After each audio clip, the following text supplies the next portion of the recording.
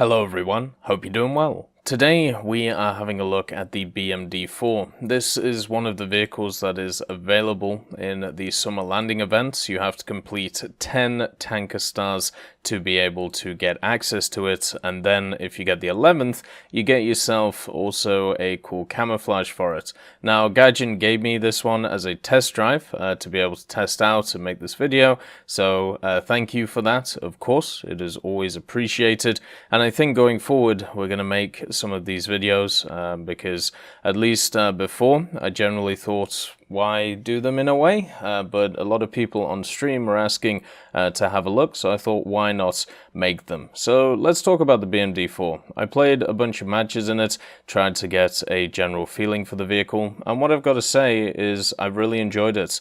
Generally, when it comes to vehicles like this, which are light, which have very good armaments, they are generally fun for me. I like scout gameplay, I enjoy mobility, I enjoy being able to flank the enemy or just go in really fast to be able to get some caps and then push from there, and the BMD has one of those packages which makes it incredibly fun. First of all, the major difference between it and what I would personally class as its tech tree counterparts, the BMP-3, is the powerhouse that is in this vehicle.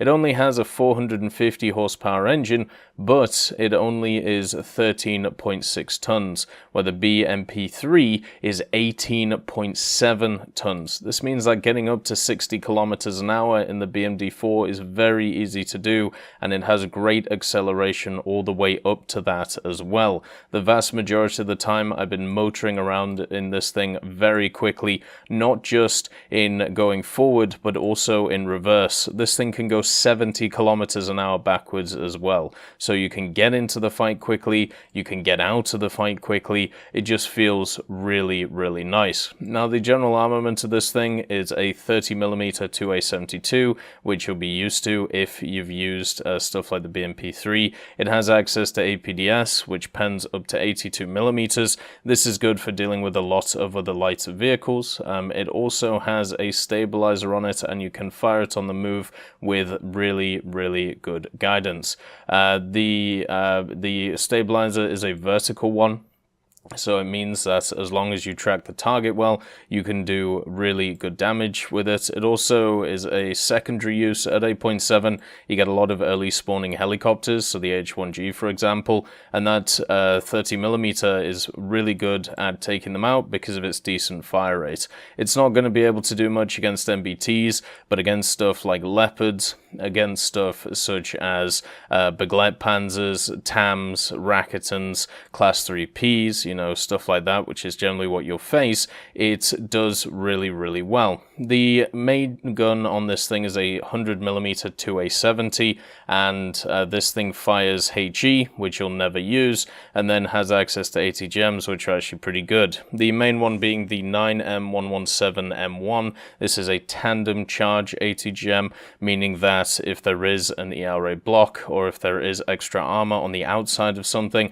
such as like on the Brennus or the M60 Rise, this thing can penetrate it with no issue, having the dual charge on it. It pens up to 750. I've had absolutely no issues facing whatever I face and going through it like butter with the gun itself. It is also two-plane stabilized, meaning that you can fire it on the move at any speed fully stabilized. A lot of ATGM launchers have issues with firing on the move. A lot of them can't fire above like 5 kilometers an hour. Stuff like the Bradley has limits on it which are similar to that, but the BMD-4 you can literally just fire however fast you're going. So you could be clattering around at 60 kilometers an hour, fire off an ATGM and try and hit the target, and it works extremely well. Now, one of the key features of the BMD-4 compared to a lot of its compatriots is actually the reload on that missile as well. As a person who isn't very good with ATGMs, I'm much better with standard guns.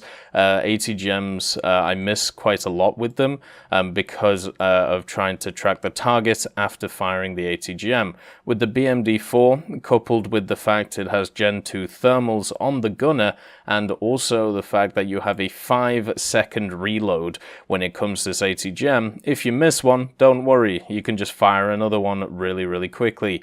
I've been playing stuff like the CM25, the M113 TOW, the Bradleys, the Warriors, and one of the major issues is it's very hard to do follow-up damage sometimes with those vehicles if you don't one-tap a vehicle. The BMD does not have this issue because of this insane reload on the ATGM. Now, there is a little bit of an issue with the ATGM, and it's the fact that the tandem warhead ones, you can only bring 4 of them maximum, whereas you can bring up to 38 of the extra ATGMs, so overall you can bring 42 ATGMs. What I was running with was 4 tandem warhead ones and then 10 standard ones. The 10 standard ATGMs still pen a lot, and also at the same time they do have access to the really good reload too.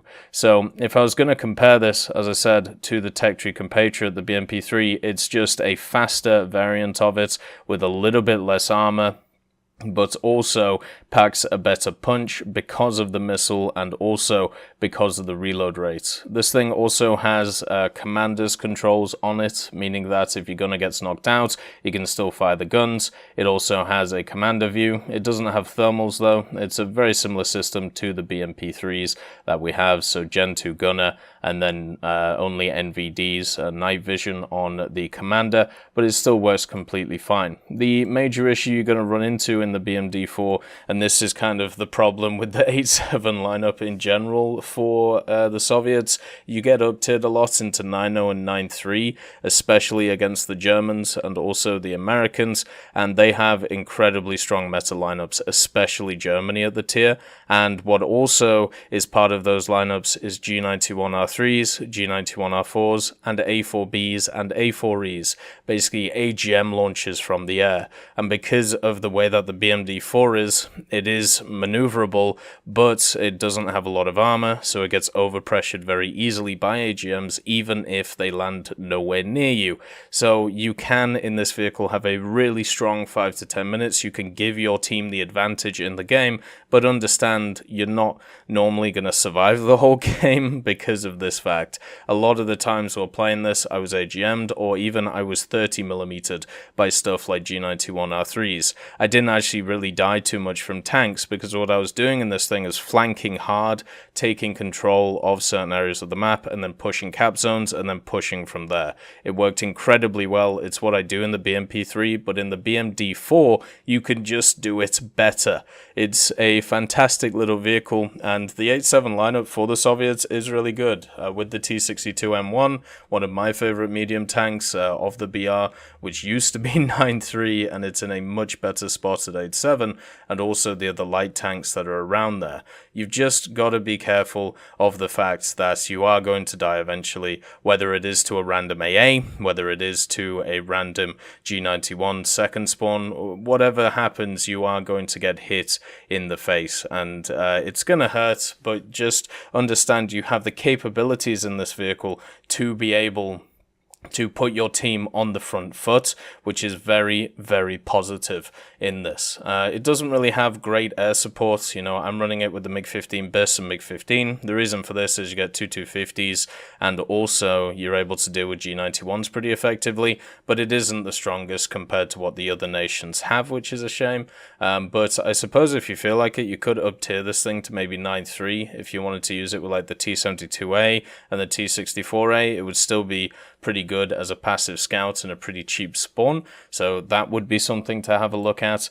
And it also has access to smoke, has access to ESS, has access to pretty much everything, and the thermal package is actually a rank 1 modification, and so is the laser rangefinder on it. So actually being able to research through this thing should be pretty easy. The only thing you got to worry about is the fact that of the rank 3 mod, the tandem warheads on the ATGMs, it's going to take a little bit of grinding to get to, and then the APDS on the 30mm will take you a while too, but you still will be using the APT before that, which pens 65, which will go through the vast majority of the stuff in the side. Personally, I've had a great time in this thing, but understand it does suit the playstyle I really enjoy in War Thunder quite a lot. I would recommend getting this thing. It is a lot of fun. The Kachi in general I didn't think was kind of interesting, more just a meme vehicle, but the BMD-4 I can see being useful going into the future. Another thing to mention is they did say there will be other variants in the tech tree at some point, or just in the game at some point, and that means if you miss out on this one, you may be able to get one in the future. But I would highly suggest giving this one a go if you have got the relevant stars. As always, I hope you have a wonderful day, and I'll see you next time. I'd like to thank BRFC, Swollen Ostrich, Teddy, John Ryman, Universe, Conte Baraka, Eugens Terry, Ambrosius McClellan, Daniel Stanton, Martinez, B. Young, Lafouche, Barine, and Samuel Schlick for supporting the channel.